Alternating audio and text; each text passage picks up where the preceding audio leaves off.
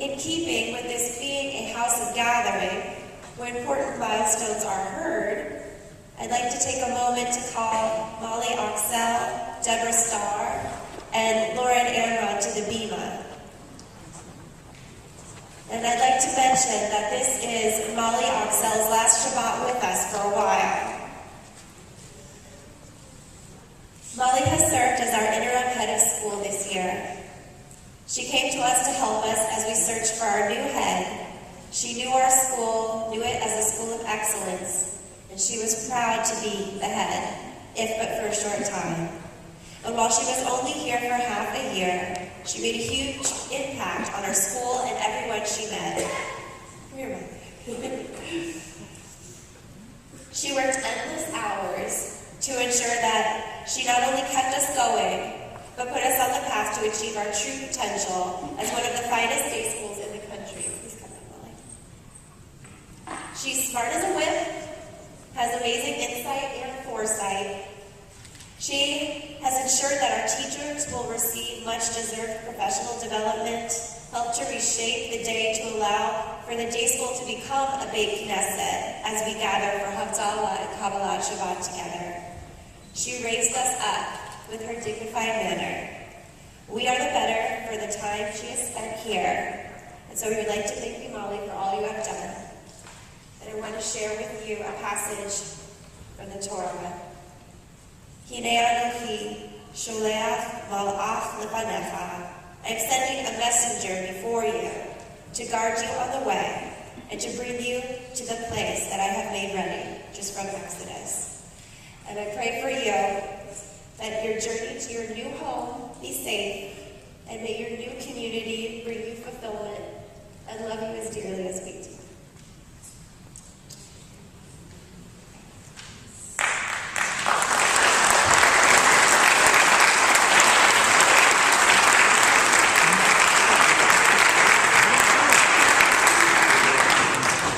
Well, I'd like to share a few words with us. Shabbat shalom to everyone. I believe we've all come full circle. Certainly I have. As you may remember, when I began here 8 months ago, I noticed that I noted to you that I had been on this campus before, 20 years before. At that time when I came to learn about the Reformed Jewish Day School movement. I came to visit with your day school leaders, Lenore Kipper and Seal Kunin, who were setting the highest standard of educational excellence for the newly forming Reformed Jewish Day School community. The warmth and generosity of spirit and community that existed at that time still exists here today. Undoubtedly, it is one of the reasons that the school has a legacy population. The parents of current students who attended Temple Beth Am Day School and teachers who attended Temple Beth Am Day School as students. The faculty and staff of Temple Beth Am Day School is outstanding. They are true professionals. Often when I come to a school, I do a survey to determine how much time faculty spends in professional conversation during the school day. I didn't do that here. From the day that I arrived, the early childhood and elementary school teachers began speaking. Our professional conversations were deep, challenging, and thought-provoking. Together, we reached out to teachers and other day school communities around the country, learning and exploring. This was just the month of June.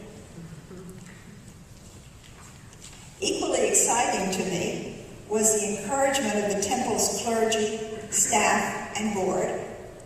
Working with the clergy, with Richard Hoffman, Susan Henkin, and Bob Hirsch, we began building a new agenda for cooperation through music, general programming, and community engagement. Our beautiful Monday Havdalah services and our Friday Kabbalat Shabbat would not have been possible without their support. If you haven't attended one of these early morning events, you must. The beauty of the children's voices in prayer are a spiritual way to begin and to end your week. following the cycle of Jewish time. And so our circle comes to a close. I know that the school will grow and prosper under the leadership of Dr. Starr and her exceptional administrative team. And so I say, to the awesome members of the Day School Board, who have become so outstandingly strategic in their deliberations as they support the school's mission, to Temple board members who care deeply about their congregational community, to teachers and parents who work in partnership to support their children's education, and to Temple members and staff who help to create a caring community, thank you. I will be forever grateful to have been able to share this time with you. I feel honored and privileged. Shabbat Shalom, and may God bless you all.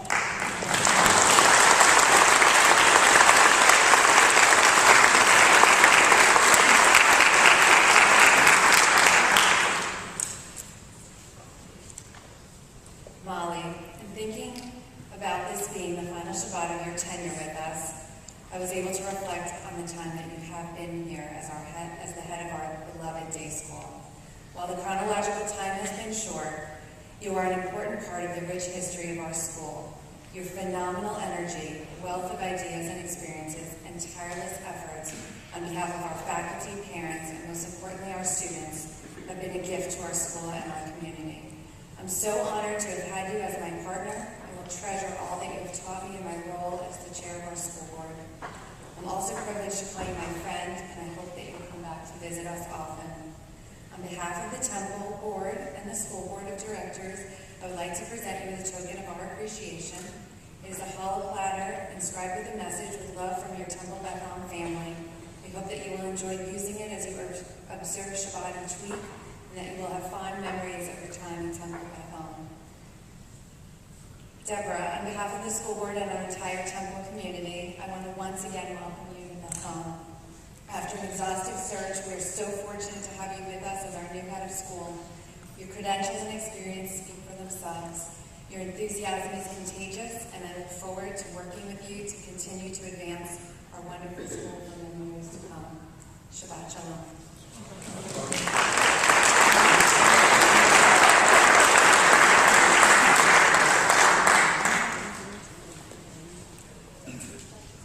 Deborah, your turn, please. By the way, Mollie is not only taking with her a challah platter, but the best challah recipes in the world. I know that. So she will remember us every week. Deborah, we want to welcome you with open arms to this, now your congregation. Beth Am Day School, as you know, has a history of being a very distinguished institution with loving students and loving parents committed not only to the school but to our congregation at large. We are one community, and I don't have any doubts that you will continue to strengthen that partnership. At the beginning of Ilchot Talmud Torah, the laws of Torah study, Maimonides teaches us how to divide our time. If you're a student, at least a student in medieval times, you were supposed to study 9 hours a day. And if you had a trade, you used to work 3 hours a day. Would you buy that? 3 hours of work in your trade, but 9 hours of Torah study. But on the 9 hours, there was a debate about how to divide that time. The more, I would say, conservative of our commentators, Rashi, divided the time that a third should be dedicated to the written Torah, a third to the Mishnah, the first level of rabbinic Judaism, and the last third to the Gemara, the second tier of learning of our rabbinic literature. But Maimonides did not divide it that way. He said a third to the written Torah, a third to the oral Torah, but the last third of the 9 hours he divided it very uniquely. He said that in this last third, the student needs to yavin veyaskil, he needs or she needs to understand by themselves the best values of our tradition. And being the deep teacher he was, he knew that there are conflicts even between our highest values.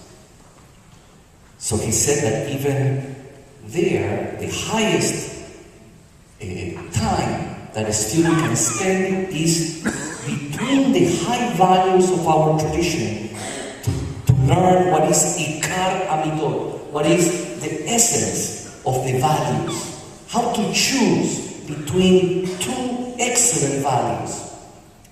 And I think I wanted to recommend this interesting division of time. Deborah, your stay with us, I am sure, not only will benefit our students tremendously in empirical knowledge to the highest degree in regular studies and Judaic studies, but I hope and I pray that this last third of Maimonides division to teach our students to learn, identify, understand by themselves, and to teach how to decide between right and wrong, and between two rights, what to teach, how to decide what to do at particular times of their lives, that those values will be embedded in the education of our temple. So, with open arms, we welcome you to our dear community. And I was seeing you seated there in the back with Lenore, and I thought about you as the three musketeers that have this weight under you as you walk together.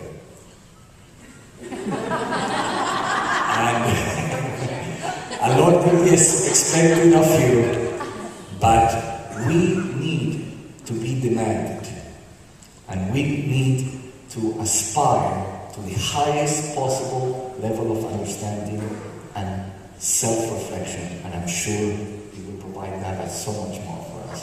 So welcome, Ruhabana, and we want to invite Mollie this time and all the clergy to share. We would like to ask God's blessings to be with you in this special blessing in the Yevarech.